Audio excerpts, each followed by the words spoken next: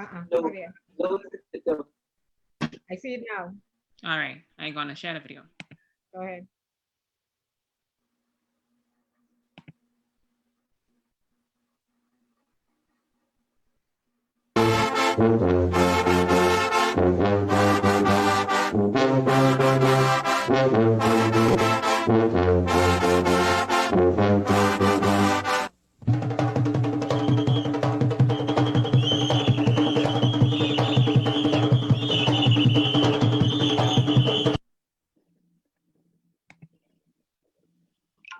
Good night, everybody. V. Charmaine Roll, FIE's Junkanoo Rush, along with my co-host, Mr. Paparazzi.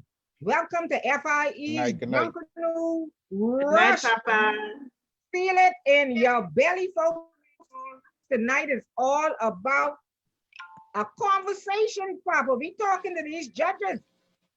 We can have a candid conversation with them tonight, and we can feel how they been feeling and let them speak.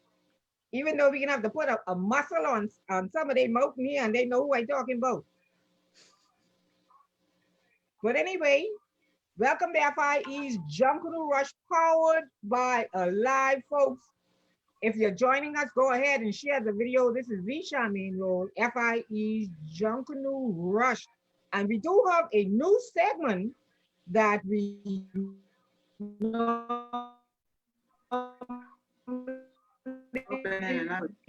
Yeah. Popping in and out.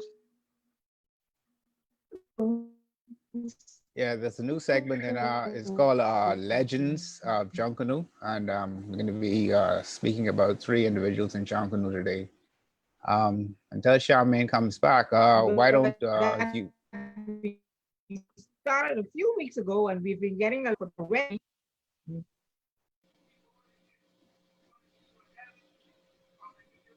Okay. Shah, you there? Charmaine? Yeah, like I was saying, we started a legend section, and there are going to be 3 individuals that we're going to highlight to start.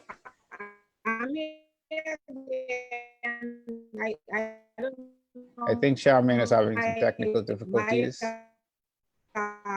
My internet is popping in.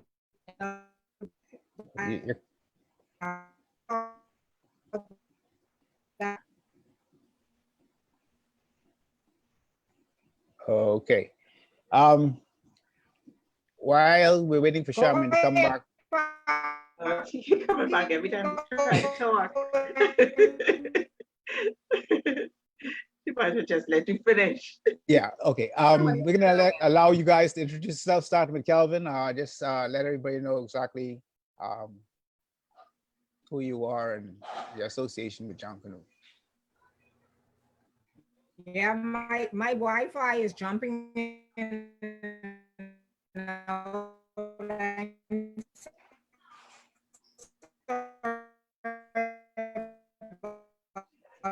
It's time to caution. So, but can you guys hear me? Daddy. What are you doing? What are you doing? What are you doing?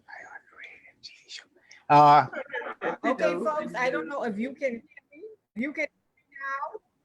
Am I Yeah, back as yet? we can hear you now. Go ahead. Okay, let's go ahead with our first legend of the night, Mr. Kingsley Redneck Pickering. I don't know if you're having some instability with my internet just going in and out.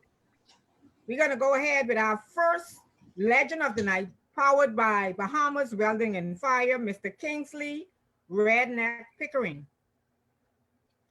On the 27th of January, 1958, Mr. Kingsley Pickering was born on the island of Inagua. 6 months later, he moved to Nassau with his family. He was educated at the Woodcock Primary School, Southern Junior, and Eastern Senior. Mr. Pickering entered the public service as a security officer on the 22nd of October, 1984. He was stationed at Woodcock Primary School, where he spent his entire career. It is also where he started the Junior Junkanoo program at the school. It was through this program where he became a pillar of the community and a pioneer in the Junior Junkanoo era. During this time with the program, he has won numerous parades, including the very first Junior Junkanoo parade, which he swept and totally dominated. Also, it was because of his teaching and molding, he helped transition a lot of young men into the senior parades with the foundation that was laid to him. Mr. Pickering is also heavily invested in the senior Junkanoo parade as well. His career started in 1974 with the Shell Saxon Superstars. He debated with the Thailand classic dancer theme, Isabella. Later on, he transitioned to the Banner team, where he have now experienced great success over an extended period of time, capturing and dominating for periods of time the best Banner prize, on Boxing Day and New Year's Day. After all of these years, the fire still burns within him for Junkanoo, and he will continue to be of a part of it for as long as he could. So no matter where you can see him, you will rest assured that he's definitely a Saxons, and Junkanoo will forever be going on with Mr. Pickering. Folks, Mr. Pickering is one of persons there at Woodcock Primary School, and Papa, you know Woodcock been dominating Junior Junkanoo for several years. So there you have it, folks. FIE's Junkanoo Rush, legend of our time, powered by Bahamas Welding and Fire, Mr. Kingsley Redneck Pickering. There you have it, Mr. Pickering.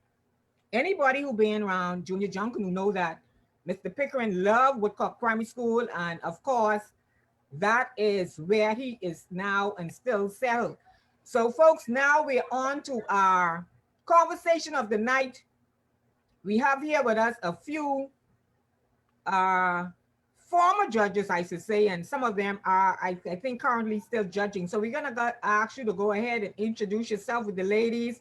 Let's begin with Miss Sarnes. Go ahead. Good night, everybody. Sharice here. I've judged for many years, and then I moved up the ranks, I guess, to PMT, and now I'm retired from every and everything of Junkanoo. Every and everything. You said that. Okay. Go ahead,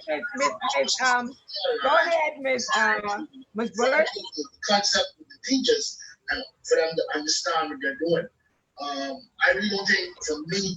We're having a feedback from somebody. Turn up your mic, please. Mr. Lawrence Bullock, go ahead. Introduce yourself.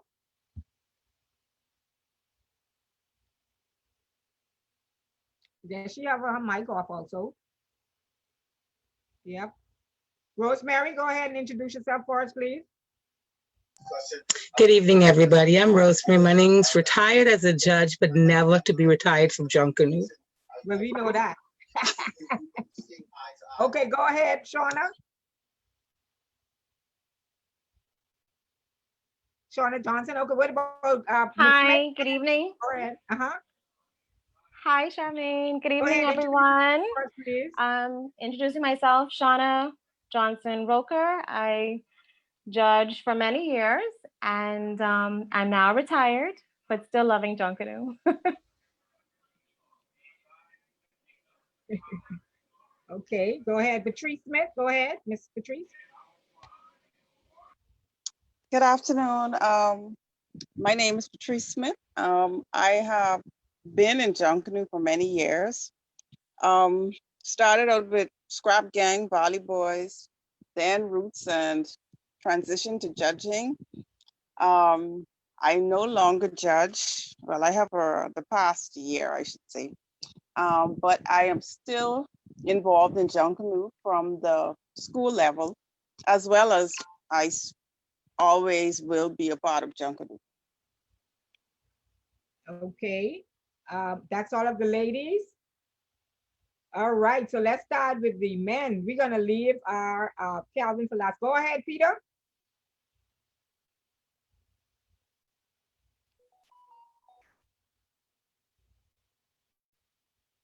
All right. I think They Peter couldn't is hear me. freezing. I had to unmute mic. Go ahead, Peter. Yeah. Introduce yourself for us, please. Good evening. Good evening once again. You can hear me? Yes, go ahead. Hello. You can hear me now? You're on the light. Go ahead. Hello. Shamin, could you all hear me? Yes, go ahead, Peter. We can hear you. Go ahead. Well, good evening all. The internet seems to go in and out. Just go ahead, It's been a Papa. pleasure. Continue. Go ahead. Well, I Introduce wouldn't say yourself, it's been a Peter. pleasure. It's always a pleasure to be among the judges during the annual Boxing Day and New Year's Day parade. And since Shamin was instrumental in me staying there and being there, I have grown to respect her outside of the Junkanoo arena. And the passion that she puts in it, it only wants you to come back to be a part of that great field of justice. I've watched the creation of the field, and it's a lot to be desired.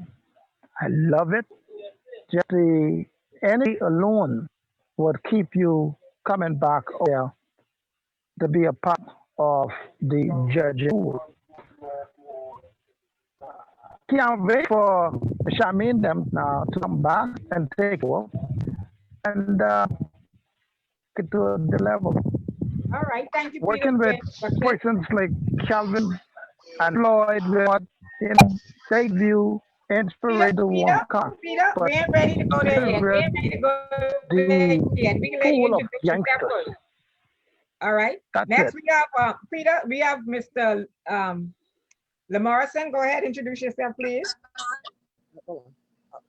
Hi, I'm Lamar Roll. I've been judging for, I think 2014, and I stopped judging 2017, I think. Okay. I'm retired. All right. We just had Della join us. Della, go ahead. Introduce yourself, please. Hi, I'm Della Davil, past judge, past supervisor. Good evening to all. All right. And then finally, we have Mr. Calvin Green. Calvin, introduce yourself, please, and let us know all of your roles that you play in Junkanoo. Well, Calvin Green is my name. The last role I played was the Grand Marshal. I think that span ran for about 7 years, but Shamit, I never got to publicly thank you, because it's through you that I became the Grand Marshal, that you recognized the talent in me. You recommended me to Mr. Hanna at that time, and then they put me before the JCNP, and I became the Grand Marshals. And so I think I've probably been one of the longest serving Grand Marshal, just retiring, or they retired me, the 2018, 2019 season. Yeah. So, but I've had many posts in Junkanoo that you have given me.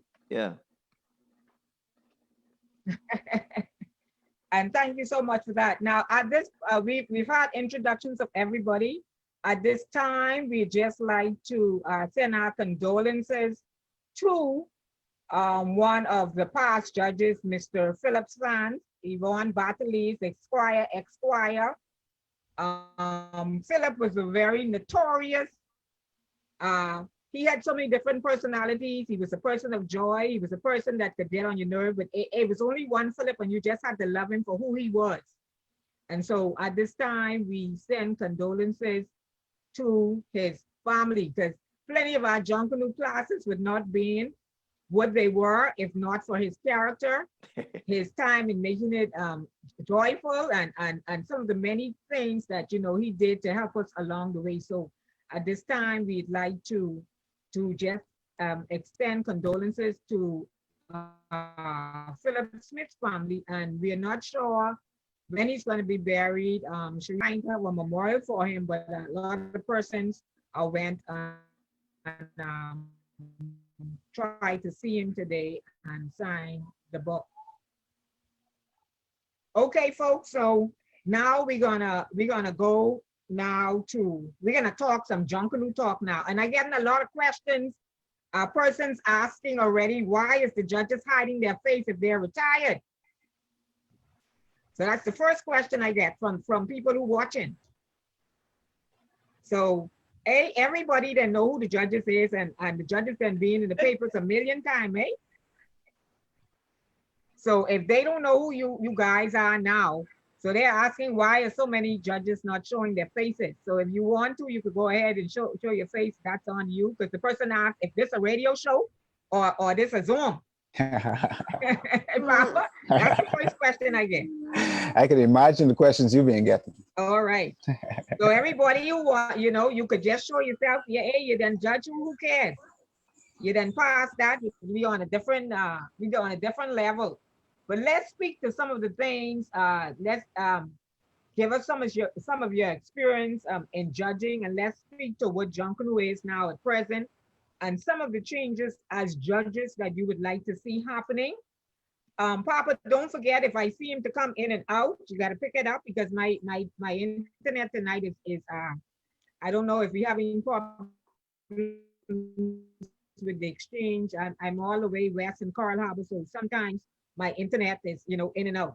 Okay, I so got you. Let's talk about what it takes to be a judge, and let's go from there.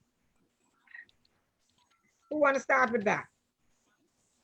Or how we well actually let me start a little bit first, and then I'm gonna let you guys join in. Now what is the question? The question is some of your experiences being let a judge. Let paparazzi take it, Charmaine, because we can't hear you. All right.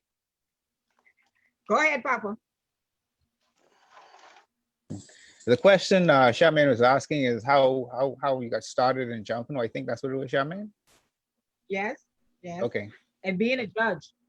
Actually being a judge in Junkanoo was the question. How did you get started being a judge in Junkanoo? Was you nominated, or how did you get involved with judging Junkanoo?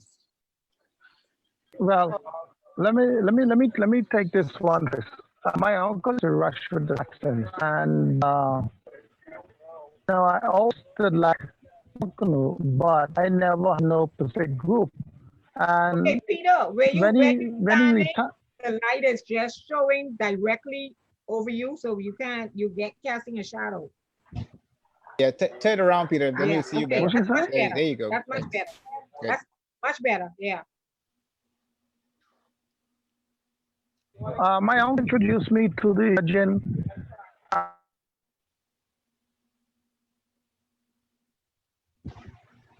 Now Peter is fading out. Yeah. But let me do a little introduction for that. I know many years ago when we first started to the classes, and there I met.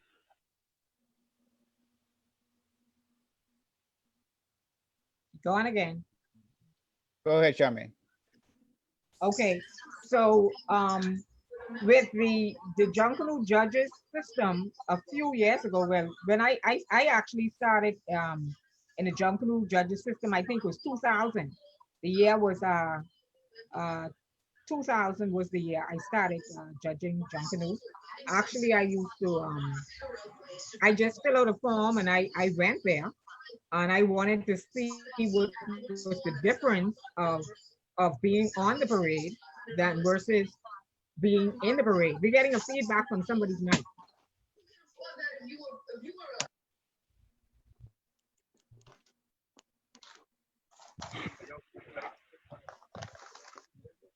Charmaine, you there? Okay. Anybody else want to chime in on that question of how you got started in the judging pool? So I just went to at that time it was the where you came to you just fill out the application. You start a few classes at that time. It wasn't as I gone again.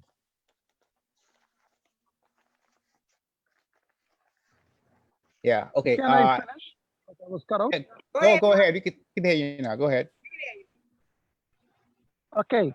Yeah, like I was saying, and I was cut out So for some I strange don't know what's reason. going on. Maurice I shot me be an in internet. Bahamas. I don't know if it's in this Uh, area, but the internet been dropping off and what on for happened a is couple that of my days. uncle introduced me the to become a Junkanoo judge, and it was fun because you my first time doing this was back in the day where I had the classes done at the hospital, and my first night inside the class. Well, anyhow, I will not say what I encountered in that class, but um, because of how I responded to what I saw, Charmaine helped me through that process. Because if it wasn't for her, I would not have been, I would not have tugged it out for the many years which I did, and I owe a lot of gratitude and respect to her. However, over the years, the caliber of the judging pool has deteriorated to the point that if they don't try and clean up the persons who at the head of it, it will continue to go down. I COVID was a blessing and a curse to the country, but the parade being postponed, I think that in itself was a blessing. It gave some of those persons who are the head of the Junkanoo parade for them to sit down.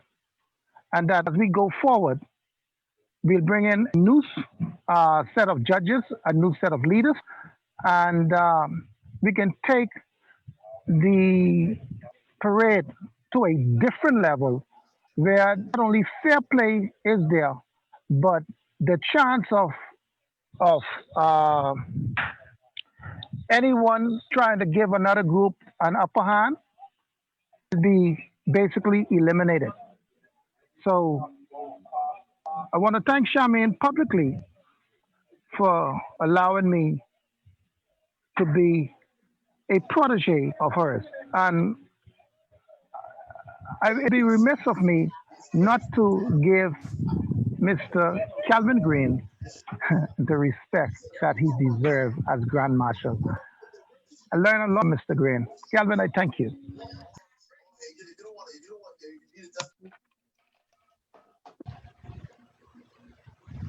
And don't forget, I must say too, also, Philip is an inspiration, and may God bless his dear soul.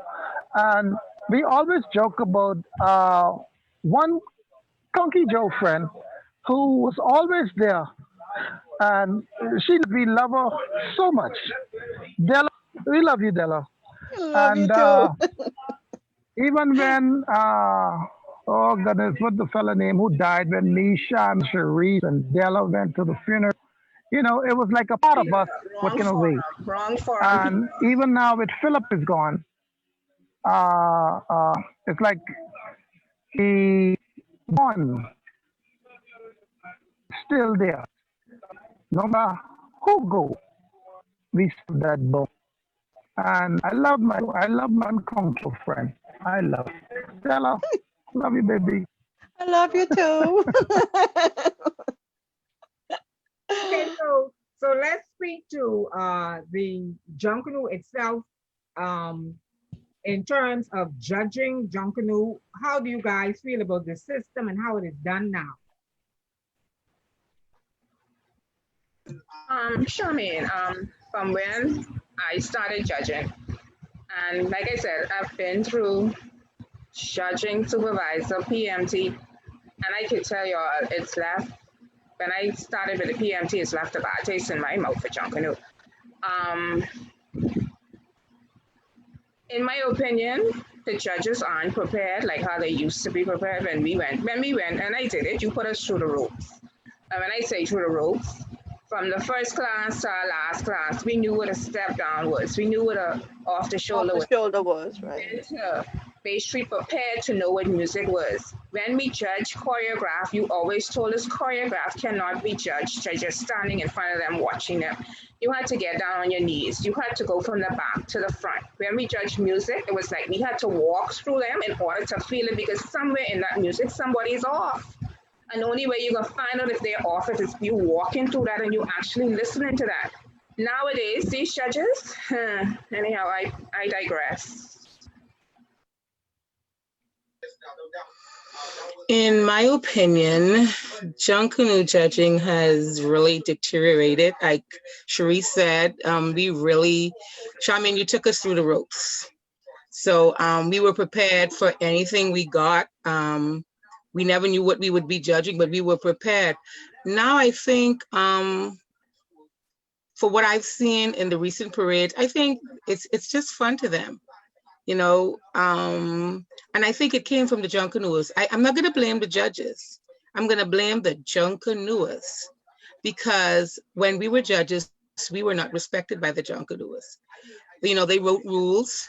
We judged by their rules, and we were penalized for judging them by the rules that they set.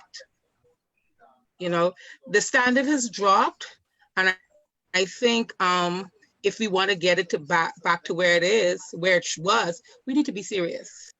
We need to say to ourselves, is this something we're just doing for fun, or we're going to really compete? You know, because I think the competition makes you get better and better. Because if I get beat this time, I'm going to try and do something that's going to make me better the next time.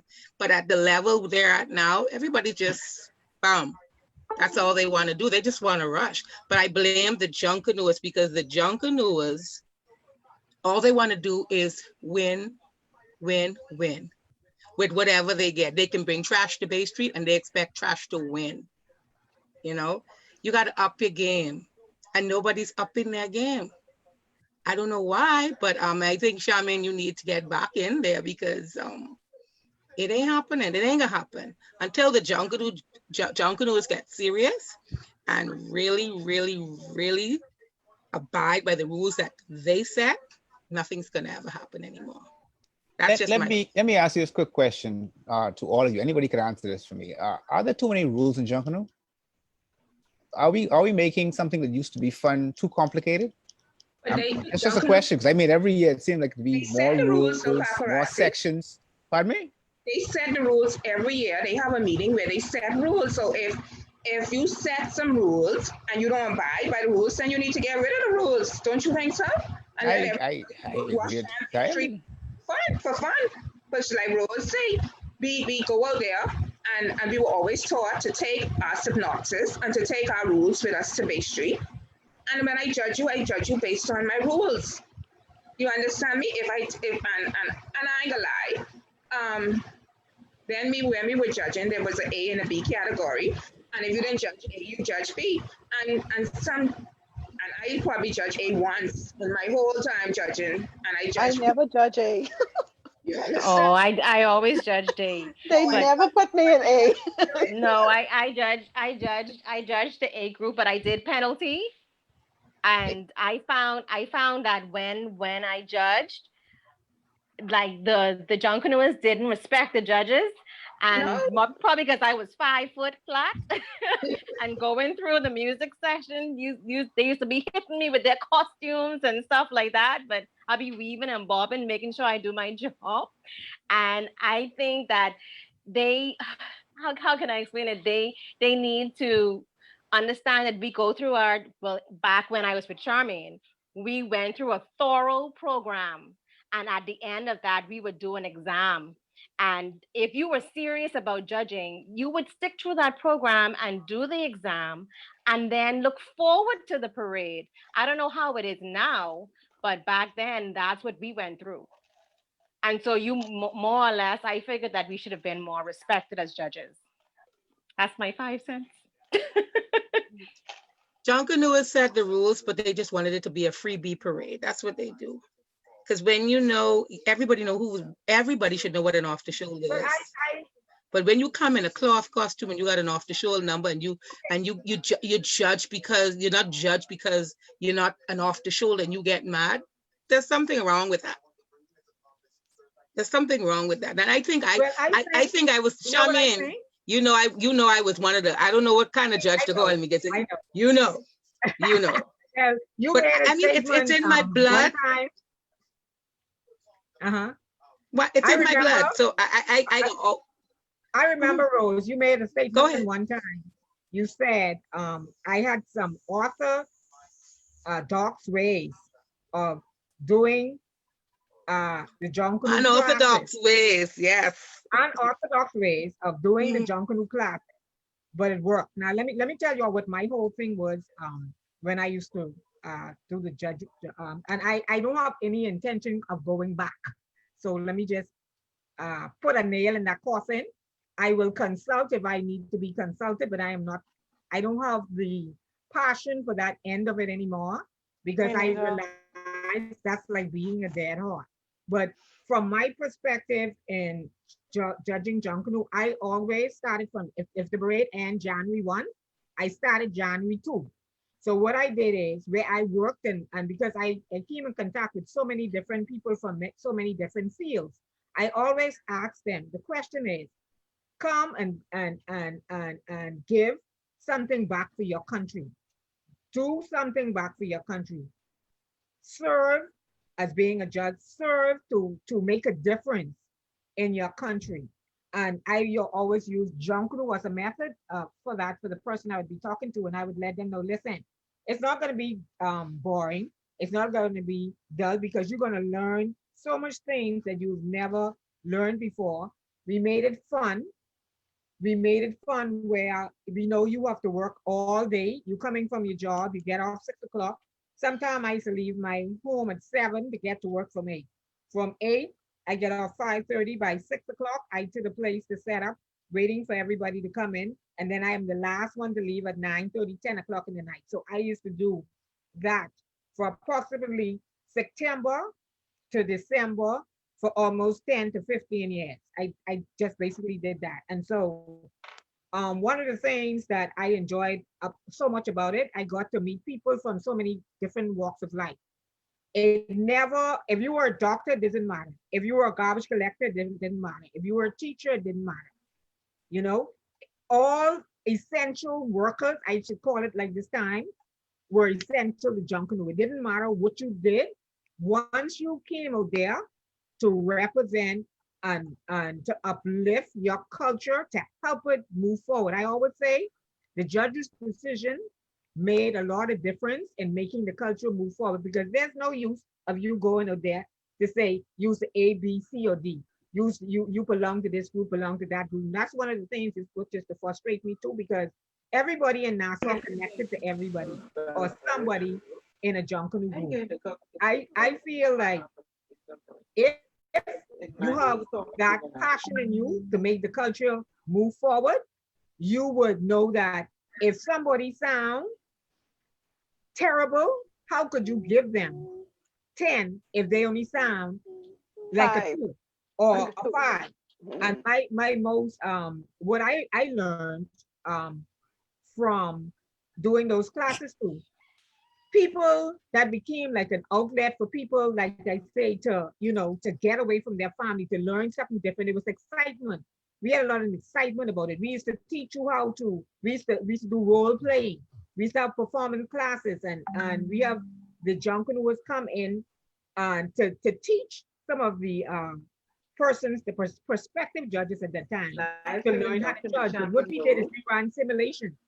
The simulations we ran were Joe Billy festivals. Sometimes we would pop into 1 or 2 practices. Sometimes we would set up the performing arts. We set it up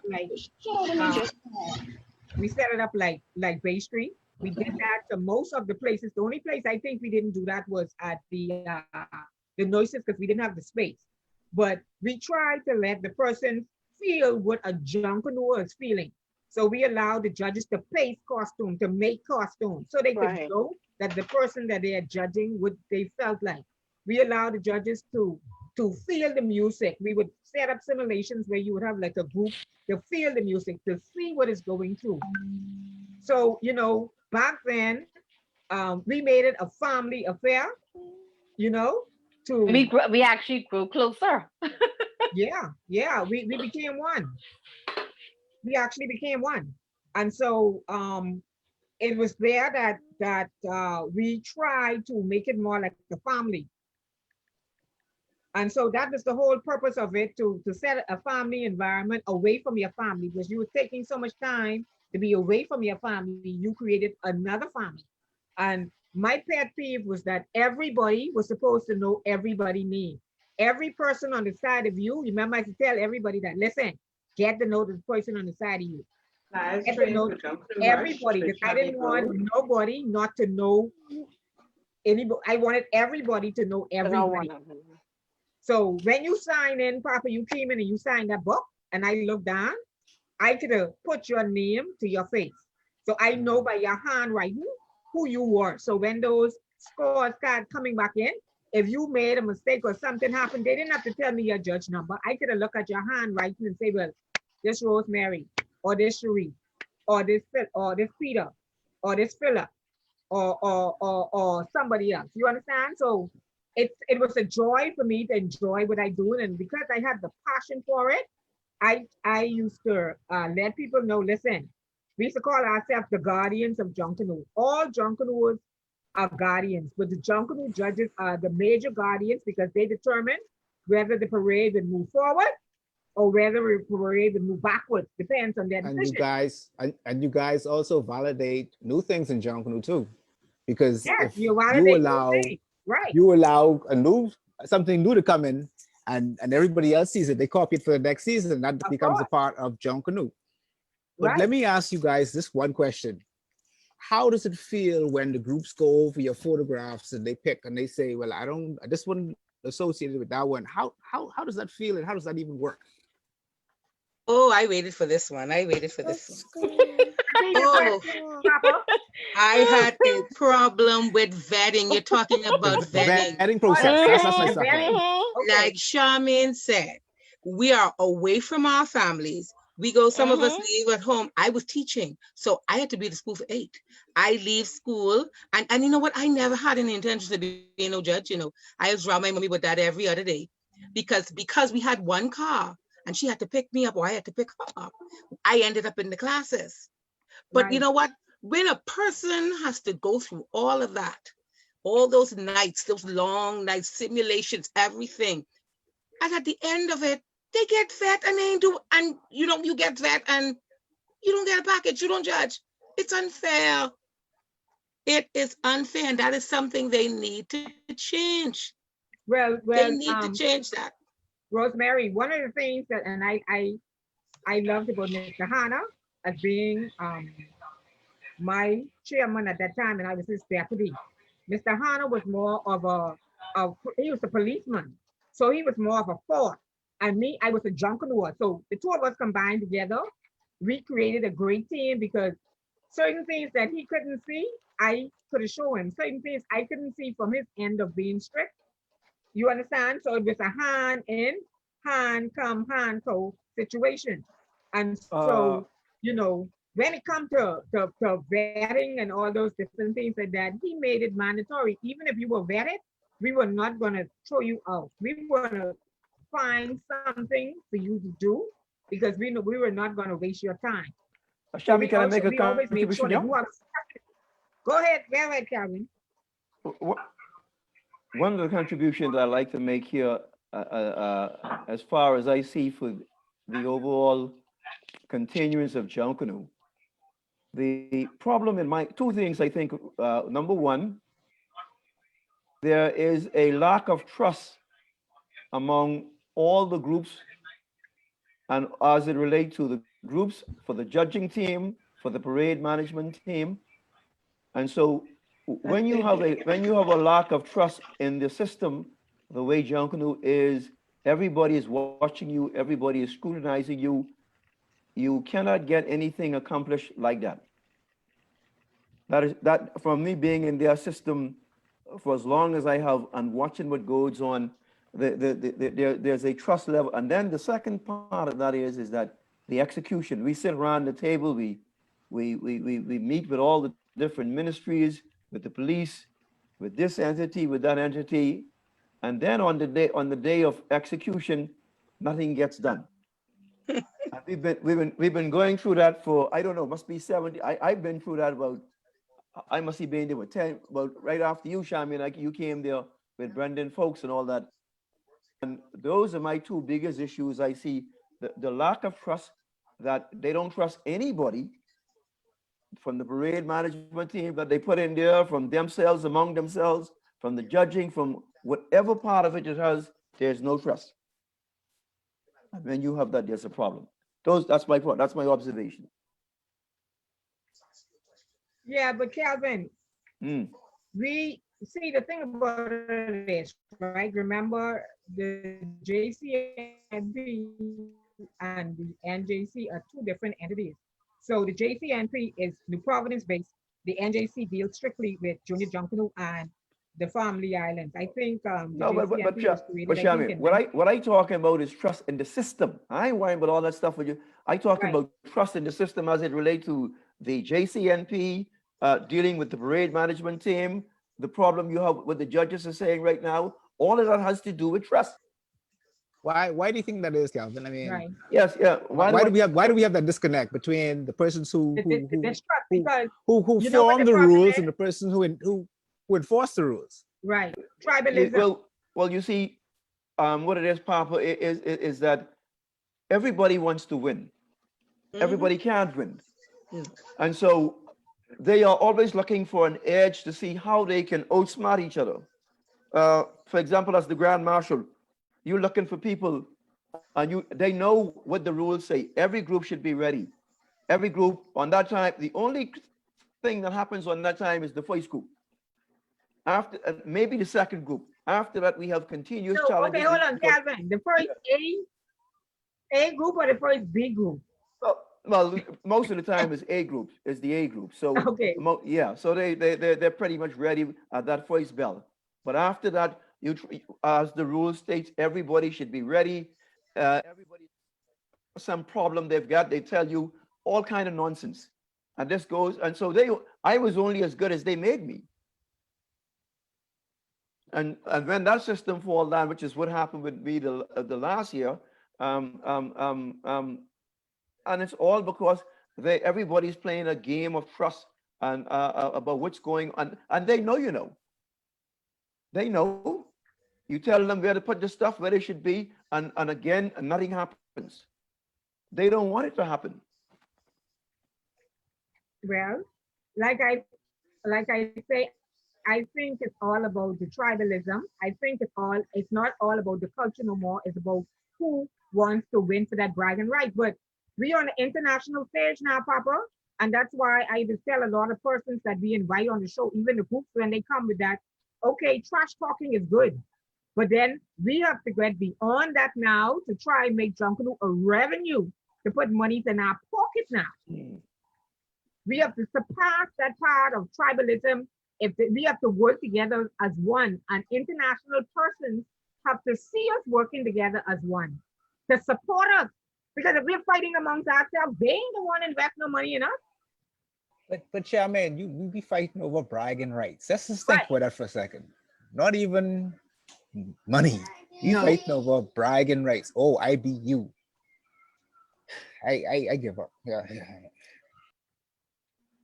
Well, like you say, we fight. So what we get notice bragging rights. Now, another thing I got to say to this, Papa. Most people, let me rephrase that. A lot of people who rush, their only glory or fame come from ringing a cowbell or beating a drum. That's their life. So some of them, that's the only fame they know. Yeah. And so sometimes that bragging right is the only thing they float on.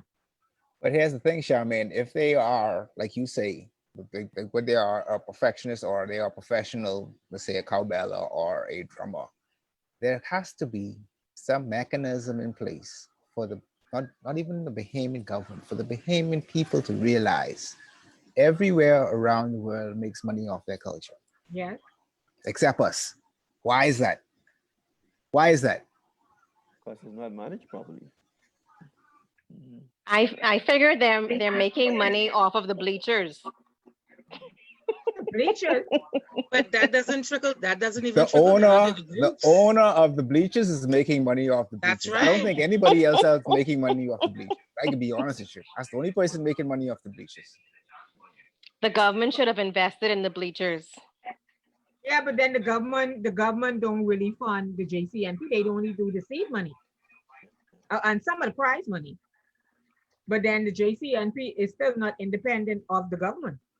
I think it's a dual responsibility when it comes to the bleachers. Yeah, But I'm not too sure. I'm not very clear on that. But I think is dual responsibility between both JCNP and the next organization.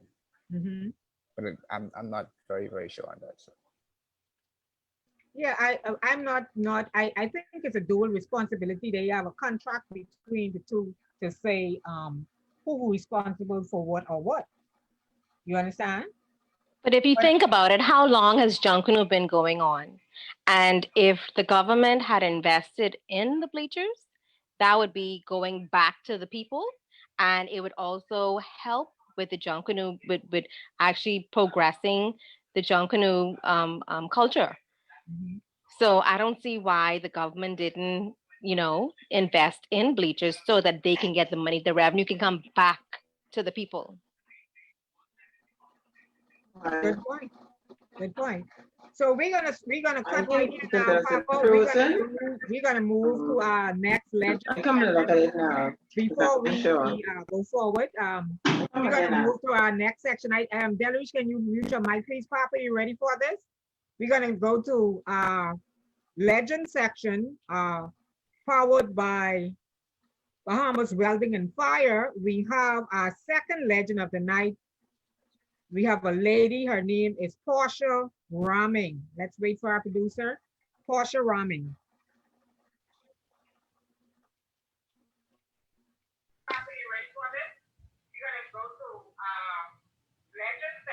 We're having a feedback. Go ahead, Papa.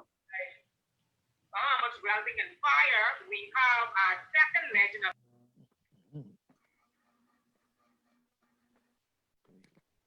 unmute your mic, please, Papa.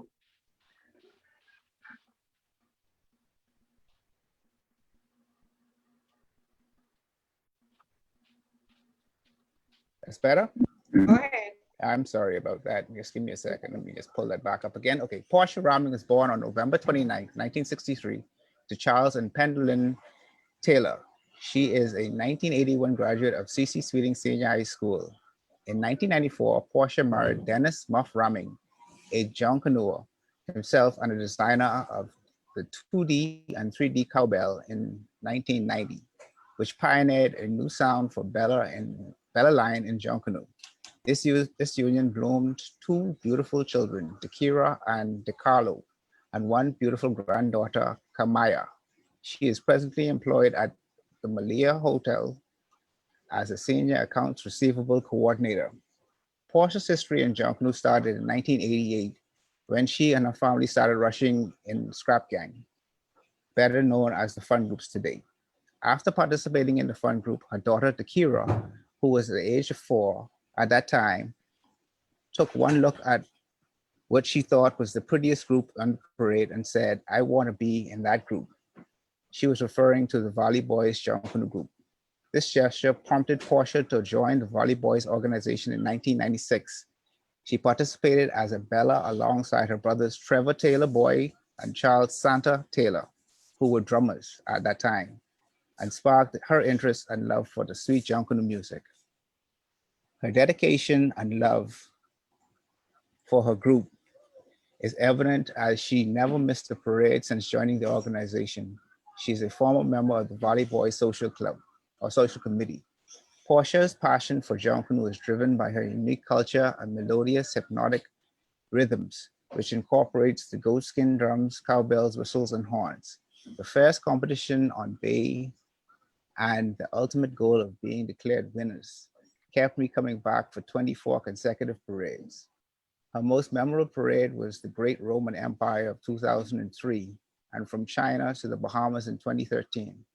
Portia is proud to be a member of the world famous Valley Boys Junkanoo organization and is never afraid to tell anyone that her group is the best. She is truly a Valley girl, as she is affectionately called. Portia Ramming, our FIE Junkanoo Rush Legend #2. There you have it, folks. Portia, a Valley girl. Now we're gonna get back deep into this conversation because we was just rolling, and when I look at the time, it's almost 9 o'clock, and we didn't do the second one yet. So we're gonna go back to these judges now, and we're gonna talk a little bit more to that.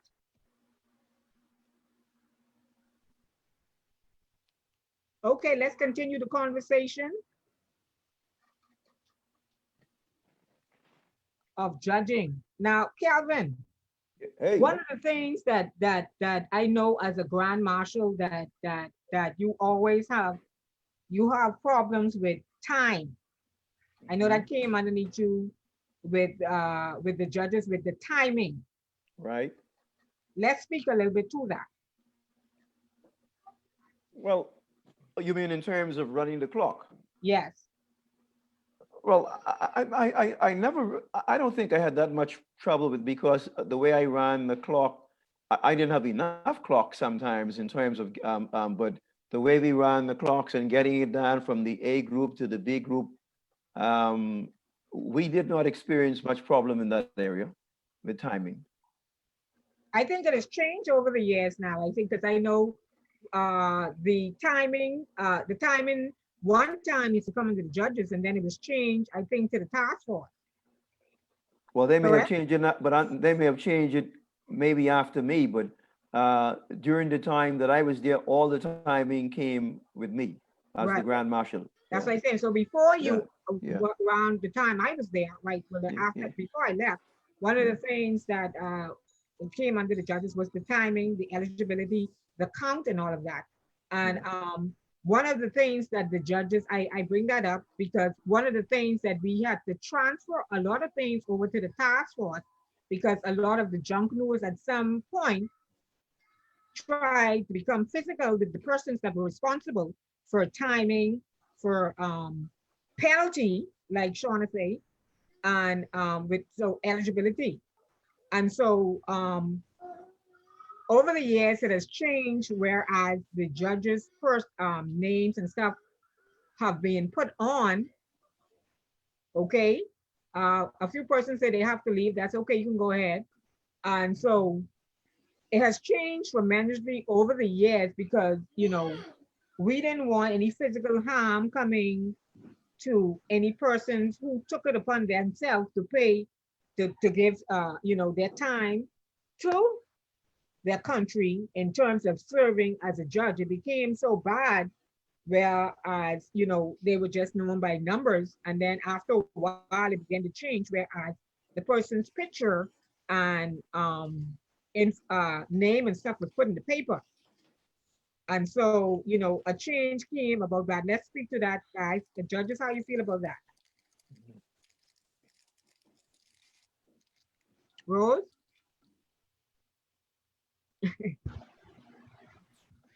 How do you feel about what, Charmaine? I didn't hear the question. Sorry for that. We're talking about how it's changed now, whereas, you know, your identity is not hitting anymore. Everything is put in the papers. You know, in terms of how do you feel that is done now? And I noticed now recently too, in the last 2 years, I think it was put there what persons are doing. Yeah, but Charmaine, the first word you taught us was integrity. Right? You have a feedback from somebody saying, as long as you have integrity, you shouldn't mind if your picture is in the paper, or because you're going out there to actually do a job, I call it, or to do something you love. And when it came to you, you always said to us, we don't care if that's your brother, your mother, or your sister Russian. If they look bad, they look bad. You never taught us to give a 0 because nobody deserved a 0. But we always set a bar, and I don't have a problem with them being in the pit, but because you took us to Junkanoo practices. So before we even hit Bay Street, they knew who we were. Right. So I don't see the big deal. You see your princess? Paper means they don't have that integrity, something to hide. Mm-hmm. That's all it is. Charmaine, I'm going to go back to one of my first judging classes. I think the guest presenter that night was, and I say he continued to sleep in peace, was One Family. What's his name? I lose in memory now. Who died, you said? Yes. Jackson Burnside? Jackson Jackson. Burnside? Right, Jackson. And this is what Jackson said. And I always go back to this. Judges, and I don't care whether you put my name in the paper, my face in the paper, because you know what? She said, Junkanooers know exactly who win that parade. Yes. When they stand at that gate and they watch those groups come out, they know just who win that parade. So whether my name in the paper, whether my face in the paper, it did not make a difference. And you know what? And I always tell people, I was vetted from day one. I never judged an A category in my life, but I have been accused of causing a particular group to win all the time, and it didn't matter to me. I was doing a service to my country, and I always tell people, my name matters to me more than anything else. Everybody know I love Junkanoo. I can dance to everybody. I can dance. I can make noise. That's rules. But like Jackson said, and I always lived with that. When all those guys lined up, and I walked one time, and I didn't believe it. I saw them standing up, and they knew just who won the parade. And even at the outcome of the parade, sometimes some groups were surprised to know that they won because they saw it different.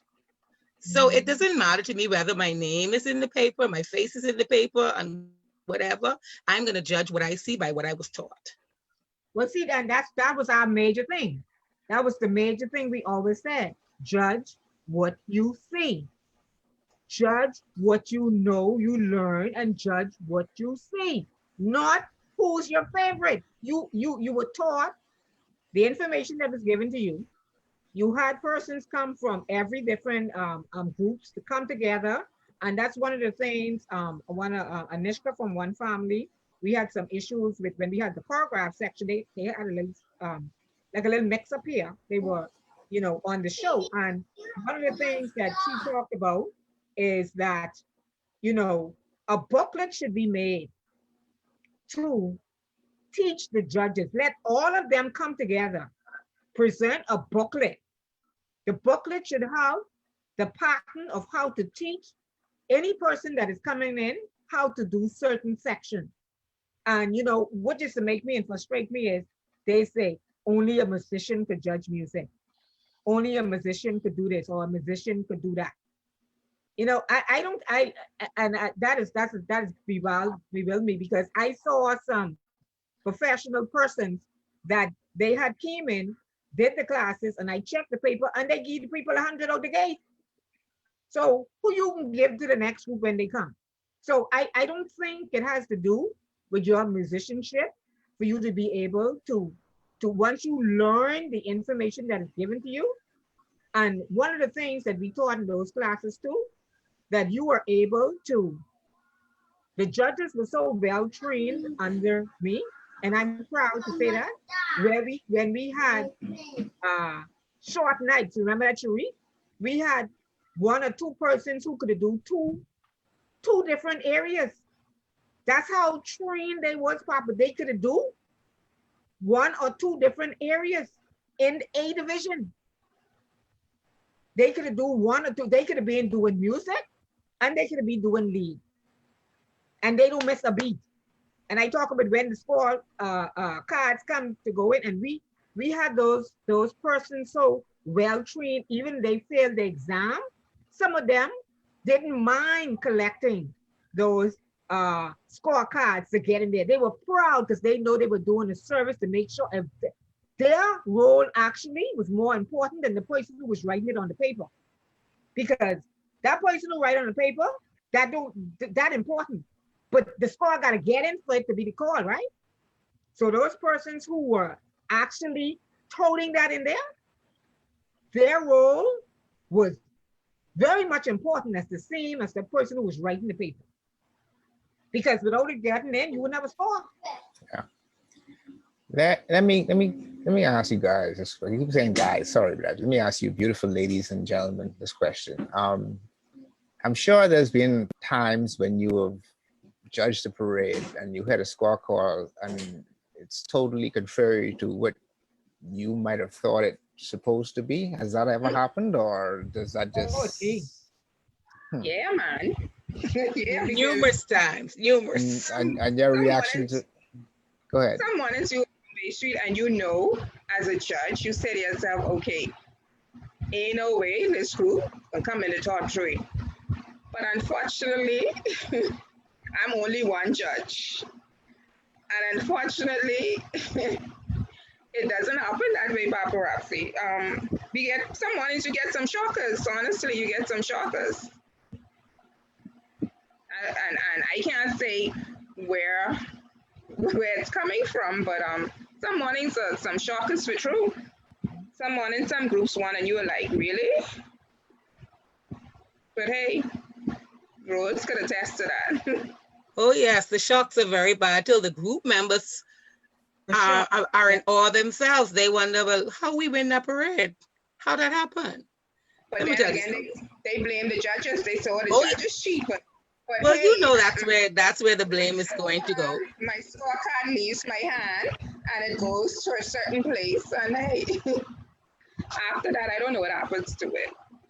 We all know that. We all know that. And, you know, the judges are going to forever be blamed. I don't care how we revamp the system. The blame has to go on somebody, and it's going to always be the judges. So the judges just got to stand tall. I mean, have a strong back. Well, I know from last year, it was last year when we had all that confusion, or the year before when we had all that confusion, with the judges being paid and all this other thing.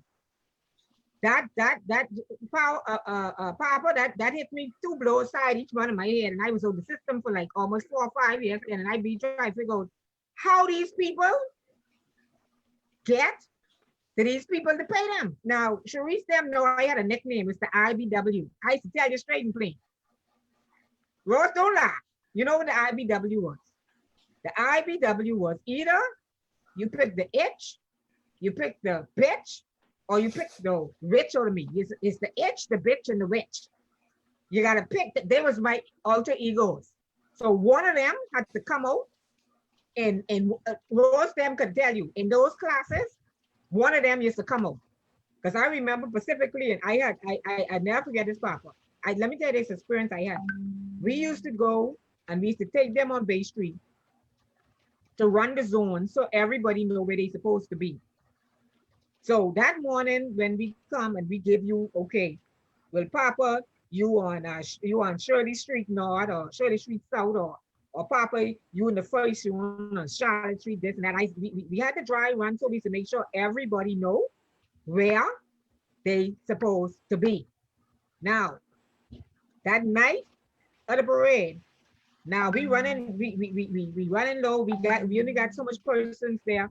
We trying to figure out, okay, where we go. This person come and ask me, Charmaine, where am I supposed to go? Well, I ain't gonna tell you.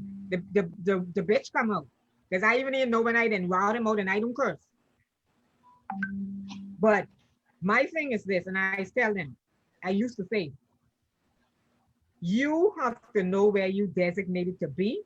You can't let nobody see you asking me no question, because that means you don't know what you're doing. You don't know what you're doing. You trying to tell me all these months in December, we go down Bay Street 2 or 3 times to walk through them zones so everybody will know. And that was one of the questions on the exam papers. For you to explain where the zone is, for you to write that in to say where the zone is. And so we made sure that you knew all of these things before that paper was placed in your hand. So you don't have to ask no question. And one of the things I used to tell the persons too, Rose, I don't know if you remember this, I used to always tell them, when they go to write their score, stand in the middle of the road. Do not stand by the fence or nowhere near there, because number one, and don't talk, because people's region, don't talk.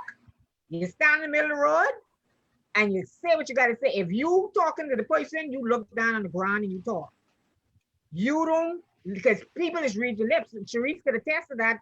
Sharice talking to somebody else and the message was passed wrong and she wasn't even having a conversation with the person. So it is so much things that has changed tremendously. And I think a lot of persons have lost their, I wouldn't say passion for it, but they become discouraged because so many fingers have been pointed at them. And for so many years and so many times, they take away, like they say, from their family to go step through this and then to be gone out there. And number two, we should tell you, don't come in no high heel shoes because that's what Bengay and Voltaren and thing was in close by. So you better to make yourself comfortable. So it was so much things. And Charmaine, go ahead, Sheree. Yeah, that's another thing because I mean, like Rose said, we would never appreciate it. You know what it is to leave home. Let's say Boxing Day. By Boxing Day, I know I can't eat no more after 6 o'clock because there is nowhere for me to use a bathroom. Because to walk from square to festival place to use a bathroom, by the time I get back to group and finish. So I know I have to stop eating and drinking at a certain time. You tell us we have to be on Bay Street by 9 o'clock at night, and then we don't get home the next day until probably 2, 3 o'clock in the afternoon. And when we first started doing it, and all the time we be on our feet.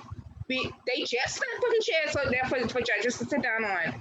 We never had any chairs. We couldn't even sit on the bleachers. So no. It was never no kind of appreciation. We never got paid, and now they getting a stipend. We never got it. Never got paid.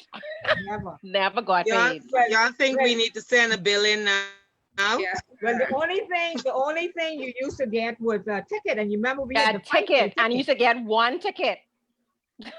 One ticket for New Year's and one ticket for Boxing Day. And I used to tell them judges straight off the top of it, you better pick up your ticket at a certain time, because when you didn't pick it up, you know what I used to do? I used to walk down Bay Street, you know, through them, you know how the bleachers is, and you have them fence there, and then people pile up to the fence. If I saw a family, a mother and a father with children, I say, come. You don't want to sit down? I used to give them the tickets. And they used to be like, miss, what? I say, listen, these people ain't come for these no more, you know, spend for me, letting them go to waste. I used to let the people sit down with tickets. And I used to tell the judges, then you have a certain time to come for your ticket. You have a certain time to be in place. If you ain't reached by a certain time, I used to draw the line on the paper so I know if you come late or not. So if I tell you be there for 9 o'clock and you in there by 9 o'clock, 9 o'clock when I draw that line across the paper, that means you have to sign underneath that line. That means you're late. I mean, what happened to doing it for your country?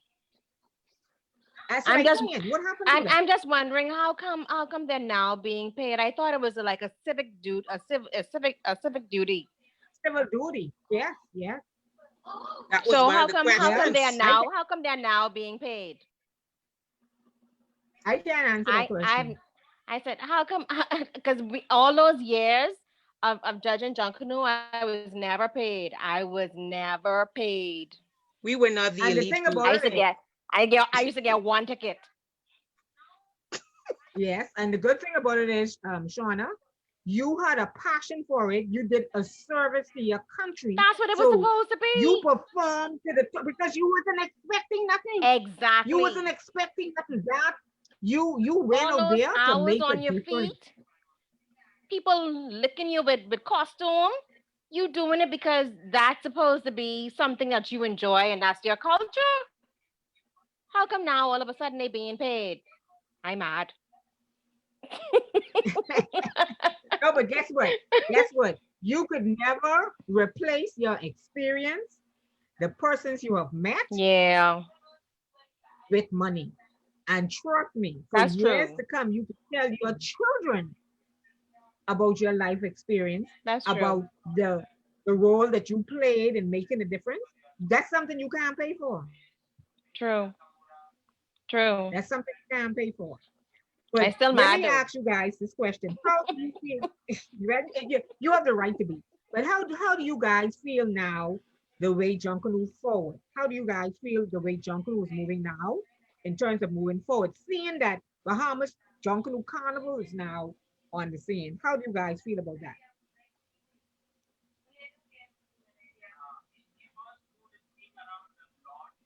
Everybody quiet. I think Junkanoo needs to up their game because I think a lot of emphasis is being placed on Carnival. Yeah. And if we don't watch out, we're going to lose it. People are going to become not so interested anymore. I mean, Junkanoo is who we are. This is who we are. Trust me. And I think we need to up our game. We need to put some more into it. Get the younger people involved. Get these I was young guys, like, just, Yeah. you know, I just gonna ask you, paparazzi, them and Rosemary, them. Get the how younger people how involved. Go ahead. how else? You just said that up their game. How else? I mean, you mentioned the young people. I mean, what else can we possibly? The young people are already involved in Junkanoo. Yeah, Yeah, but but the they're young not. people don't have the kind of passion and stickability and pride. We teach them how to. They want a now costume like carnival. They They want an want just instant go in the costume. shop and they costume ready and they gone. They Because, you paying know, somebody to do it. because you know what happened? The older people stayed around too long and didn't want to pass anything down to them. So now they see this avenue of carnival. I could get my instant costume. I could showboat. I could even probably make some money. They could switch. The older people just stayed there, and I mean, they just, this one don't want to move from this, doing this what they, and then the younger people were there. I knew guys who came into Junkanoo, came in as bellas, and I'm like, when I saw their talent, I was like, what the devil you doing on the Bella line, and you're an artist? Right. You know, no. And they were being held down. So, you know, these older people need to, like, you know, okay, my time is finished. I've done my duty. Let me pass it on and let my legacy live on and pass on through somebody else. Pass it on.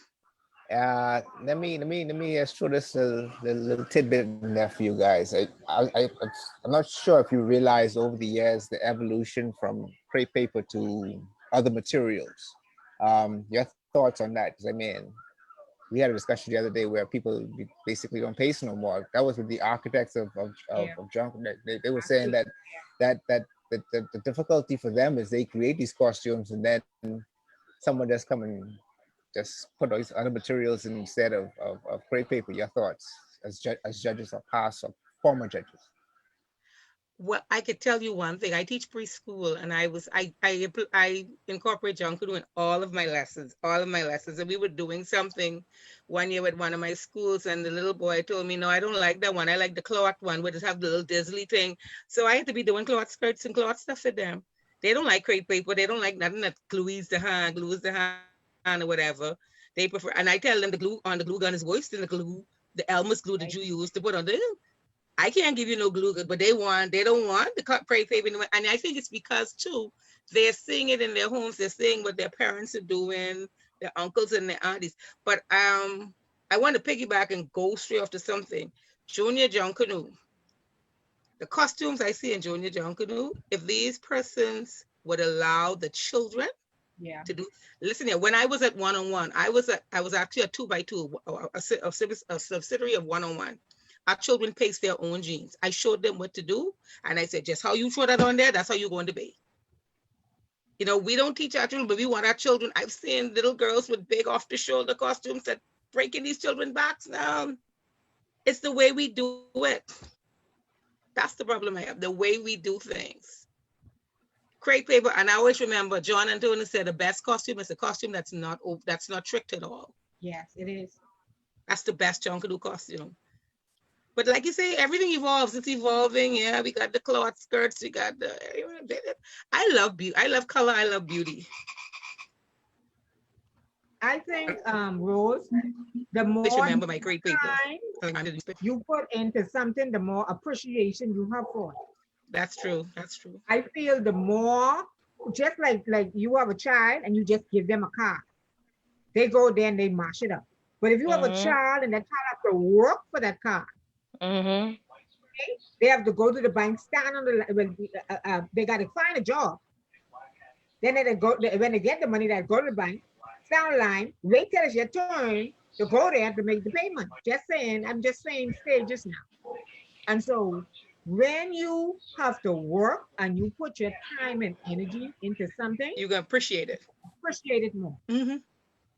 That's good. And just like you guys here, I think it's more bare now. You know, a lot of the persons are bare. They're not as covered as You mean You the free know? When dancers? you say bare, you mean more skin? You mean the free dancers? Yeah, Naked. more skin. It's Okay, looking more more more like carnival.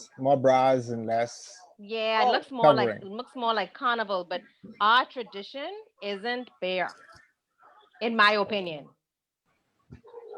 but like I say again, because it's a quick fix. It's a quick fix. So if it's a quick fix, then people still ain't have the appreciation for it. But is it our culture, Charmaine? Well, see, that's defined. See, that's another thing now. Is it our Right, culture? Papa?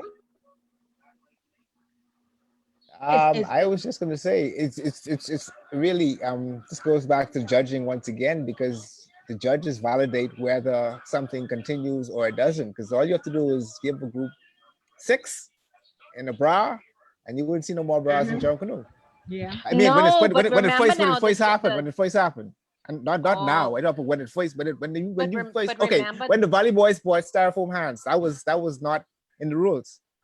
Styrofoam head was not in the rules. If the judges at that time had said, No. but do we we're not have a gonna say? award them a prize. Do we honestly have that You say? follow the rules. If you follow the No, but the rules, rules are yes. created, the rules are created by the Junkanooers. But don't forget, with that particular year, that was against the rules. Styrofoam They was not won. a part of the rules at that particular year, but they won the parade. It They was won the so parade. overwhelming. I must admit now, the carve heads were so impressive that you had to give them the parade. It was something so new and so so real. different. Yeah, it looks so But real. by allowing them to break that rule, it changed Junkanoo forever. My Lord. And see, there again, we go That's back. how powerful the job of a That's judge how is. powerful the job of a judge is, guardians of whether it moves forward or whether it moves backwards.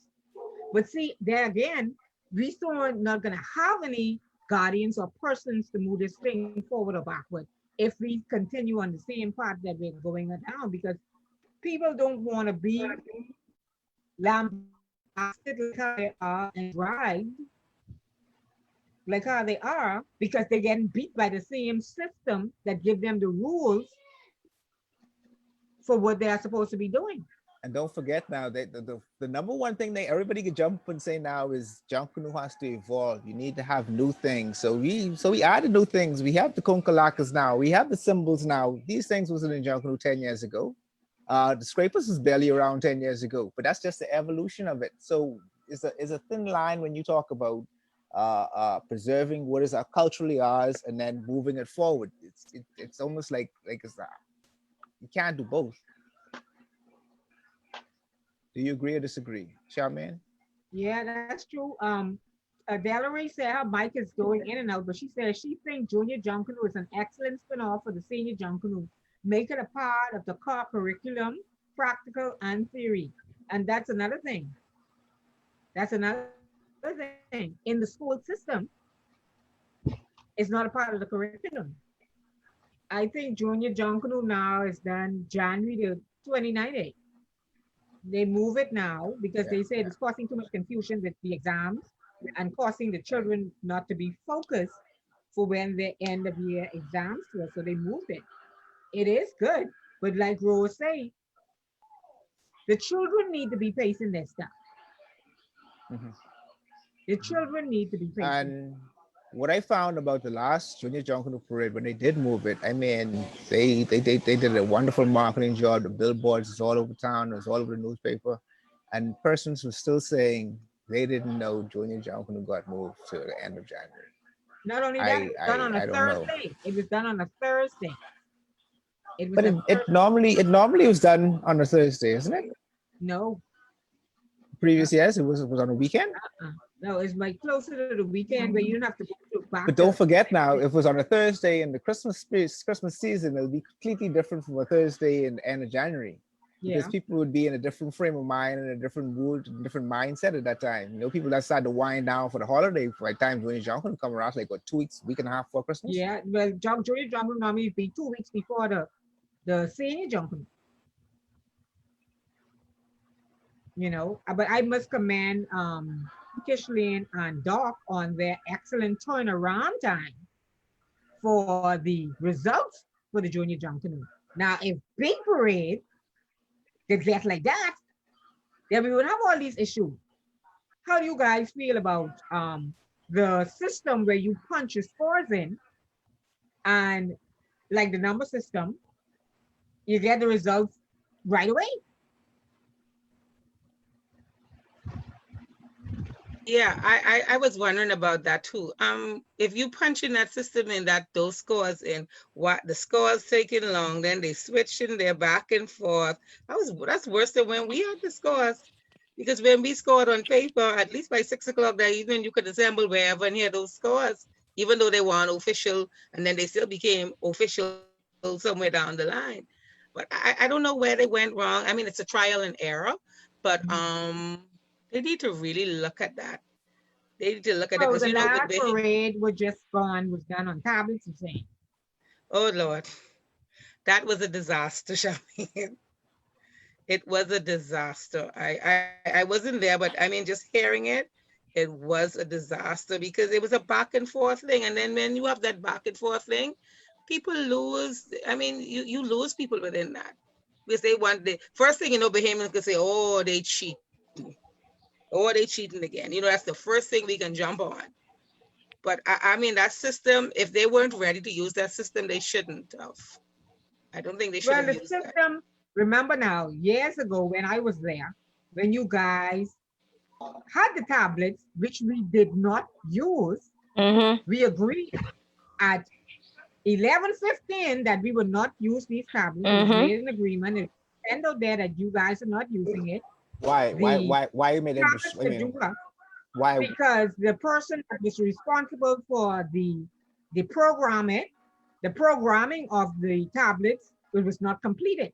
So it was agreed way before the parade that we would not use it on the parade. The only thing that was working on those was the GPS system. That's the only thing that was working on them. It wasn't used, nothing for that parade. It was decided not to type anything in. It was already disseminated to them. And so we decided, okay, we're going to go back to paper. We're going to use paper. Yes, you then get the phone, you hold on to the phone, we track the GPS in it, but that was about it. Nothing of scoring was said was to be done. Or nothing, absolutely nothing. We made that call 11:10. The parade wasn't starting until 50 minutes later. So we made that decision was made way before the time. So all that controversy that came up over tablets and all that thing, that was a bunch of foolishness. That was just plain foolishness. That was the best People decision we made. Who was winning and didn't want to win, and the next one round and this, that, and this one punching before time. All that was a bunch of foolishness because it was decided way before the time that they were not going to be used. And the person that was programming them at the time, he was not quite finished. It was just a lie in there. The consistency wasn't there in terms of getting it ready for a test run. It just wasn't ready. Do you think that technology could be used now to enhance the Junkanoo parade? I mean, persons have asked for judges' score to be flashed on billboards so everybody can see when they put it. I mean, like how they do in gymnastics for the Olympics. Your thoughts? Yeah, I think we're ready for that. I think we're ready. Yeah, we can use it. Just make sure that the system is up and running and it's accurate. But you That's all we gotta do. You have to make sure that the Junkanoo is ready for it because they're the ones who that's true. Contest these scores at the end of the day. And if you can put this up on the billboard, then that means that you're gonna have these are final scores because everybody's seeing them, they ain't ready for that. They can say they rob us. Yeah. Not only the rawest aspect of it. So how do you feel when we have to go through all this process of what is it called? IRC, when they have to go to after the parade, you have to bring in independent people to review results. But why though? But why? That's my question. Why? This tribalism thing, if we don't rest it down, we can never move. Because it's all about winning and you ain't getting nothing from the winning, but bragging rights. It don't make no sense. And that's really why it don't make no sense. In the beginning, when y'all say, but Charmaine coming back to this, N-O with a capital dot, period, full stop, everything. From the You don't media think end, you me and don't Papa, think we when can you see when you put money into something, it kills it. Changes. It changes. It money Yes, kills it is it. does. not It's spent. no Yes, longer Money it's is no not longer spent. done. It's no longer done for the love of it's the of money. culture. What you It's the mean money. paying? You mean paying the judges? I don't understand No, what you're saying, no, I'm not Donna. meaning the judges. I mean on the whole, with don't they get money after they win? Yeah. Yeah, well, yes, the So prize money. I So But you saying they just run the through yeah, prize money exactly. doesn't even equate a 10% to portion what they to spent? what they spend. Of what you spend. No, off the shoulder loan costs you but $5,000, Well, $6,000 to get it to the road. The let's say prize money between is $300. 25 and up on the If low you end want Right. to And for how look much the good, if prize you if you want to money want to is? look look good. good. Yeah. Yeah. And how much the prize So money is? what's the prize money? $500, $300. How much it is? No, the prize money is not $500. What But how much off you the think it shoulder. is? Oh, Prize money Jesus. cannot be $500. Okay. Listen, a lead piece to get to the road, this costs you about 30 grand. The prize money is how much, Papa, on lead piece? Your The mic, phone's Papa. muted. Unmute your mic, Papa. But 30,000. There was an increase recently. I'm not sure exactly the figure, and then the minister, the prime minister also I think gave. 15,000. Yeah, so it went up, but it still doesn't Wow. add up to the amount of money you spend. It's 30,000 to get that to the road. Rational thinking businessman would not invest in Junkanoo because as it is right now, it just don't add up. No, it don't. That's why you It should judge. be So it done. goes right. It should be That's why done for the that is love. It that's should why the be bragging done for rights the is love all of the country. Junkanooers have. That's why the bragging rights is all they have. That's why they're so passionate about it. Because at the end of the day, I think that's all you get. I win, you for lose. me, I'm not and you could not believe me or not, you could take it or leave it. I'm not Saxon Valley roots. I'm none of them. I've never rushed and participated in any group. So I think I was a very good judge because I have no loyalty to nobody. You don't have a favorite. You had loyalty You don't have Okay. a favorite. Junkanoo. You were loyal to Yeah, I the had culture. I had no loyalty to any group. So hence I was doing it as a job. I am here out here to do what I have to do. I've been trained and I'm armed with everything I need to do with my clicker and everything to count how much persons in the group. And that And if was I the know I don't I play. know that only a certain amount there and they still eligible, something wrong there. Something wrong there. And I know I count every single person. So I think to me it's still I did it because I loved Junkanoo. And I think it should be the same. And when you put money in the mix, I don't care how small or how big it is, money is still involved. Well, for me, I had to learn what when I say learn what Junkanoo was, when I and I'm not ashamed to tell anybody, I was taught by the late, the greatest Winston Cooper, aka Gus. And when I learned what you had to do and go through to prepare a costume, and then before my mom started to judge, she was a Bella, and she made my life a living hell by helping her with those costumes. And I saw that. And then I had no desire to judge, but I still judge. I had to give people their props, what they deserve. I had to judge them by what I see. And when I thought about, what it took for them to get there, that I think that was the driving force behind me in judging. But then you have people now who just come off the streets, and I've seen them, oh, girl, I'm going to be a judge. Never been to a parade in their life. I used to be like, Lord have mercy. I even didn't go into Bay Street. And I in my whole life, I ain't been to Bay Street once, and that was 2019 because I had just come out of hospital. And God knows that I wish I was on Bay Street because my front room was tear right up. Okay.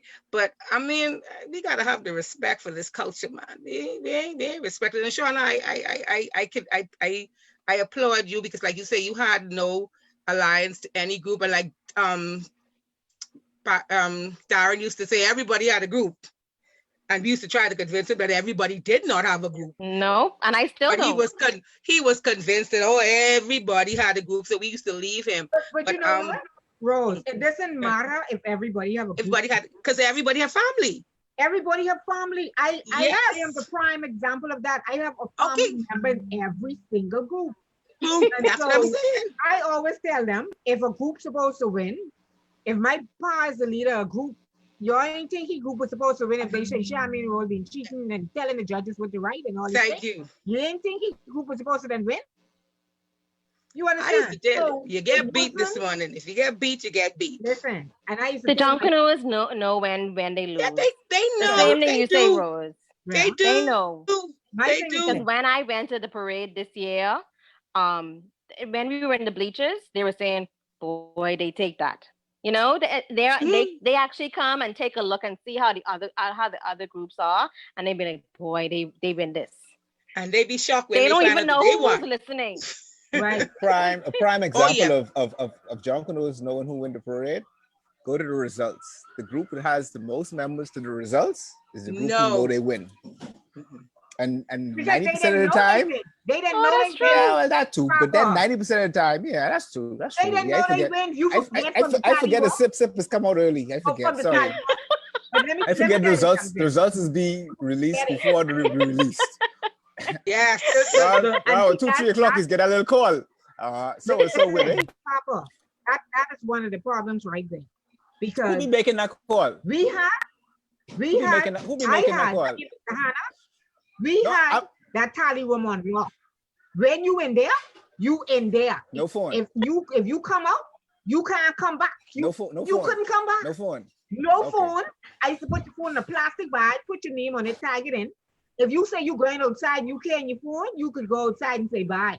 But someone you ain't coming back. Someone will be making that call in mid-afternoon before the results come out in the afternoon. Yeah. When all of them come in, then the results used to be starting to get out because the groups already know who won because of that person in the tally room. Wow. That's the leakage right there. That's powerful. Very. But we get blamed. And in the tally room, too, there was a board. There was a board back then where you could see all the results. You should write it up. You could see everything what was coming in, and every tally room person had a score sheet, a spreadsheet, so they was able to fill it in whilst you go in, so you know exactly what is what. And not only that, if you have spoiled ballots, if you ain't sure if it's 7, it's a 9, and that's one of the most important things. I don't know if they still teach it in the classes. One of the things we taught you how to write numbers properly, because a 4 to be transformed into a 9, or 7 trying to get it into 8, or a 3 going backwards into 8. So even a little dot, if you doodle a little this or that on the paper, that's disqualification. And so I used to make sure I tell them, don't waste your 4 months, which you then being in here on to go doodle on the paper for one night, and you waste your time for 4 months. That's a waste of time, because automatically, if you score perfectly for every group and your last group you made a mistake, all your work going to be everything going to be. And then I feel like groups is to find fault just to disqualify a certain thing. If they must use to have them magnifying glass on them sheets, looking for a little period dot or something on them sheets. How do you?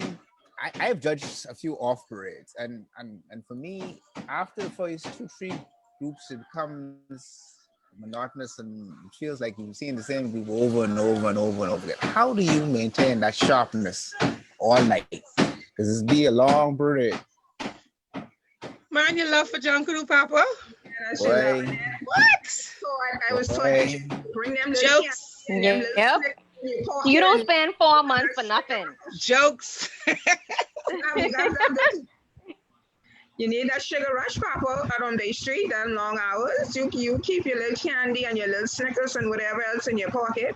Because like you say, by 5 o'clock, 6 o'clock in the morning, your mind and playing tricks on you for true. But hey, you've been trained. The adrenaline is keep you going. I tell Papa, only one been trained. The adrenaline, the adrenaline. the hyperness? I think for me, it was messing with people's head. And Charmaine, no, I used to mess with everybody's head. And the Prodigal Sons was one of them. I used to, yes. Listen here. When they coming down, I threw the group and I look and I look and they be like, you ain't supposed, they on sit and they rush, they worrying about why I judging them. That time me and judging them. I just having fun. I made things fun for me. Trust me. Ruben could tell you many times I was in Ruben's zone. Ruben would say, stand next to me. Don't you dare move. Let these people go. I say, Ruben, I gotta make it fun for me. They don't know what I judging, and they ain't supposed to know. Trust me. No, they're supposed to know. So I, and many years, the leader of the Prodigal Sons, he never spoke to me. Just recently, last year, I went into his place of employment, and he pulled me aside. He said, we got to stop this war. I said, but that war been over with me a long time from I stopped judging Junkanoo.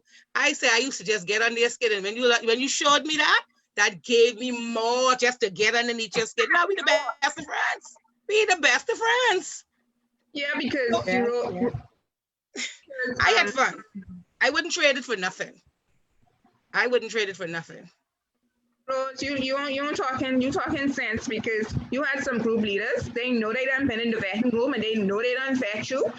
And you standing up there and they coming down the boulevard and they looking at you and they see the thing in your hand and they trying to figure out, well, why are you standing up here and I vet you? And that time you looking at them and you only smiling because you're judging them. I tell you, I judged the A group once in my whole years of judging, and after that, there was a certain group leader that pulled my name out of that park every time you end up at room. I never judged an A. I'm glad I didn't judge an A. Didn't want that pressure anyway. Well, guess what? The first year that I went into Junkanoo, and this is before all this vetting and stuff happened. You know how they used to choose you? We used to be upstairs by the court. And the leaders used to come in the room and say, I want you, you, and you, and you. Ooh. It wasn't no secret paper and thing like how they do it now. That's when I first got into judging Papa. And then the year after that, then your name go in the box and they say, pull your name out. And they never vet you. If your name pull out the box and say, all right, Charmaine roll. This lead, Charmaine roll. Okay, lead section. Put your name in the box. Hand go in the box. Name Charmaine roll, you doing lead. That's how it used to be. The first year I judged Junkanoo, you know what I did? Fun. I did a fun group. My name was one of the last names to come in the box. And I didn't have to work, and I was mad. Because I say, man, listen here, I did gone through all this thing and I did fun. I was pissed. But then the year after that, and after that, I started, I did lead piece. I did B division. I do fun. So I judge every single segment of Junkanoo. Every single segment I did. And the last time I really judged was when we had pre-judging, like when I was a judge. Okay. I had the pre-judge. I had to go downtown and they had the tent. And I had to judge there when the costume stands still. And then I had to judge it again when it come down Bay Street. That was the last time I judged. And from that's when I became a judging supervisor. And let me explain this to the public because a lot of persons want to know how judging supervisors came about. I had to explain it to the class who used to always get vet. You had great persons who used to always get vet and they were experts in their field. You could have given them 2 and 3 things to do one time. But because they got vetted so much and they knew they was doing, I ended up putting them in Zooms to make sure that the persons who didn't know what they're doing, they stayed in line. Their job was not to look at what the person was writing. Their job was just to make sure the forms were filled out properly and the person stayed in their zone where they were supposed to stay and to make sure that all the scores go in the box. That's the only job they had. Their job was not to talk to them, tell them what to do, nothing like that. Make sure the forms fill out properly, make sure the forms reach the box, and make sure the box go to where it was supposed to go. And that's how we started getting supervisors to keep the person's, the scores to come in faster and not have too many mistakes. Because all they had to do was scan it. Okay, you missed this spot, fill that spot out. Because so many sheets were coming in with things missing. They would miss the number to the top, the name to the top. And so all those things were going to be spoiled ballots. And so we had to make sure that we fill in the gap in them to make sure that because sometimes, Papa, because of the amount of errors you were having, sometimes it takes two persons to decide the whole parade, Yeah. You ain't realize that it. Yeah. Yeah. I realized that when I judged the summer festival. Okay. The participants may think that they go in slow, but by the time you finish filling out your form, the next group on you already. Yeah. You know what I mean? It happens so fast. Let me ask Yeah. you this question though. Do you think that Junkanooers could do all right, let me rephrase that. Do you think Junkanooers could judge their own parade in terms of being judges then? Yes, I think they need to judge, not themselves. I think they could judge another group. You understand what I'm saying? Like, okay, you have 5 groups. Each one of them, they can't judge their own group. They got to judge somebody else. Like that. I understand. Like Genesis Like will have to judge the Valley Yeah. Saxons, everybody else Right. except for Genesis. Except for Genesis. And then the other groups have to do the same thing. Yeah. Now the only thing in that is you still could have confusion. That's not gonna Because work. if they don't like you, they could just leave you no sure. You get do understand what I'm right saying? in. You're That's not absolutely right. gonna work. You're It's not gonna absolutely work. right. Yeah. So think about it like that. That ain't gonna work. They still could not, oh man, I don't like them niggas, man. What I ain't scoring them, man. I can give them 0, boy, they joking. You know how these people do. It's winning too much. They winning too much, man. We gotta let them get, you understand? Give somebody else a chance. That's what they say. Yeah, let's give somebody else a chance. And then, but suppose everybody think like that, then what happens? Oh gosh. No, we don't need them judging Junkanoo. Let them stay to their art of performing.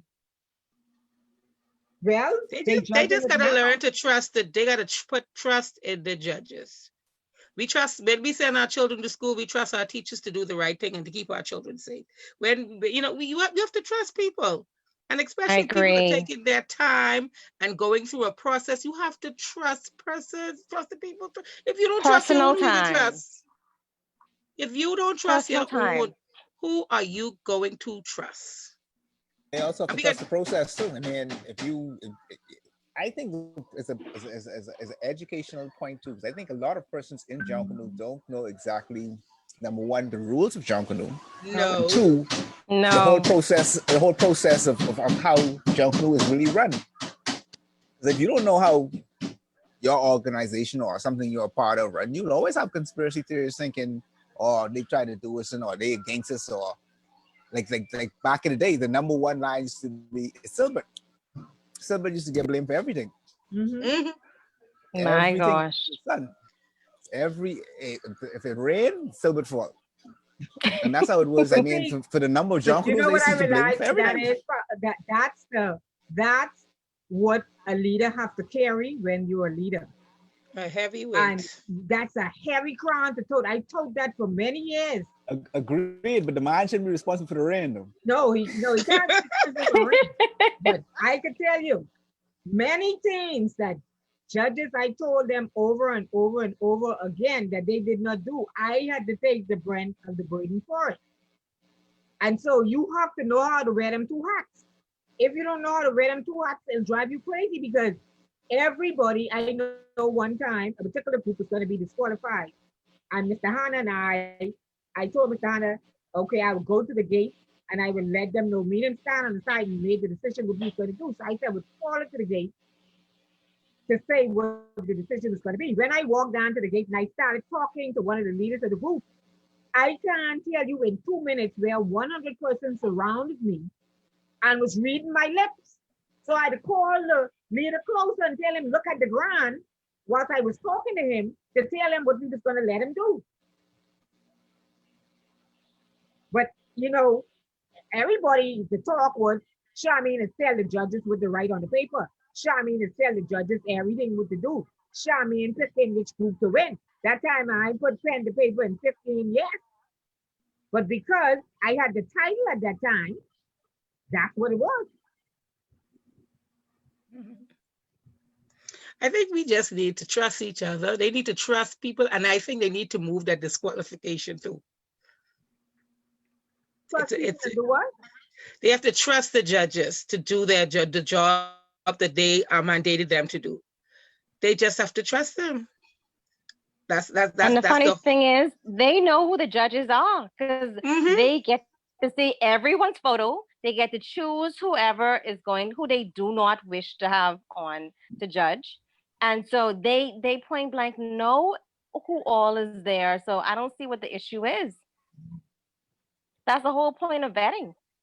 That's true. Rose, you said something about removing the disqualification. Yeah. I think we should. The qualification should be more because I think everybody deserves a chance, even for the amount of time that you put in to just get a simple costume to Bay Street. It takes a lot of time. And that's even money. if you give you 6 or 7 or whatever it is, but I don't think the disqualification should work because it diminishes people's spirit and I think it belittles them and gives them low self-esteem. Yeah. It doesn't give them any out for the next year. They try. Because playing them groups though, ain't gonna disqualify. They know when they reach there, they ain't disqualified because they begging every squad group on the side to come join they to make up the number. You know how much years I see that happen? And I'd be like, wait, what you doing in the middle here? Man, I rushing. I said, but you ain't with this group. Yeah, they tell me to rush. I said, okay, let's go then. I see it for myself. But just not to get disqualified, even though they don't make the numbers. You understand? Even though we know they don't make the numbers, still let them rush. Yeah. At least they try. They try. But ladies and gentlemen, this has been a good conversation. I'm going to do the last legend for the night, who is Mr. Leslie Johnson. And this account of Mr. Leslie Johnson is done by one of his mentors, Mr. Peter Gold Turnquest. This rendition of Mr. Les Johnson. He says, here are some of the thoughts which I hopefully are sufficient to capture Les' contribution to Junkanoo. I met Les in the early 1980s whilst in the midst of preparing costumes in the Valley Boy. His impact was significant, and I recall that he was added to the production team without regard as to whether or not it was his intent. Typically, Junkanoo groups are constantly looking for talent, and he was recognized as one with exceptional skills for someone so young, and the Valley Boys had stumbled upon him at the time. Whoever at the time was, at that time, it was proven that he was a highly skilled and a visionary. Les had the opportunity to impress the Junkanoo world in his formative years. It was said that he was introduced to the Junkanoo culture through a junior group in the Anglican area, which could have been the Fancy Dancers, which was the area that he resided in. Upon his graduation from Government High School in the early 1980s, his involvement deepened, and before long, he was given the opportunity to take a production of several lead costumes in the Valley Boy.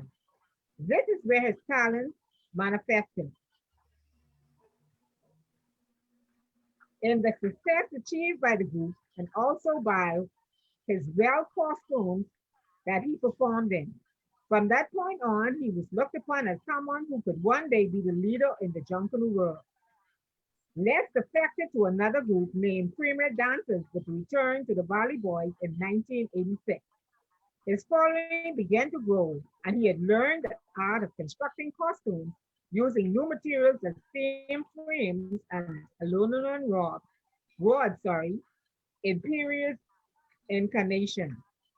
He had a quiet demeanor and drew persons to him, and not only because of his design skills set, but through his leadership skills. In the final year of college in the United States, he and I formed a pact to establish a new group, then named Roots Junkanoo Group, seated in our minds. Notwithstanding his absence from the Bahamas as a result of his following and influence, much of his good work had gathered traction. In 1991, as a co-leader of Roots, his impact in the production of the lead pieces and invariably of most of us will recall, the group captured the first prize in their first season on New Year's Day. Les' co-leadership role had clearly cemented thereby proving its worth, and the group's history will show that the stability and the longevity of the group is attributed in his large commitment to the group. His pursuit of excellence was also his vision, and let's stick to it relentlessly. He has carried the leadership of Roots over the years, which saw the event of some important changes that he brought to the group. His ambition was never shortcoming for less. He sought to be a great debonair and accepted CEO position with the Junkanoo Corporation, therefore making a lot of changes. Les' career as a Junkanooer spanned over 30 years, and to this day, he still participates in Junkanoo. That is a rendition and an account of Leslie's Johnson life from Mr. Peter Cole Turnquist. There, folks, we have one of our FIE's Junkanoo Rush, sponsored entirely by FIE, Mr. Brenton Burrows, Mr. Leslie Johnson. And folks, Les is one of my mentors. He is one of the persons that propelled me forward when I first came into the Junkanoo world from Roots Junkanoo Shop, and also when I became a supervisor of the judges, and they're recommending me to be the deputy chairman of the parade management team. There you have it, folks, my mentor, Mr. Leslie Les Johnson. So folks, it has been a great night. We've got a lot of things accomplished. I hope we answered a lot of questions. Judges, before you leave for the night, are there any last things that you want to say before we signed off for the night?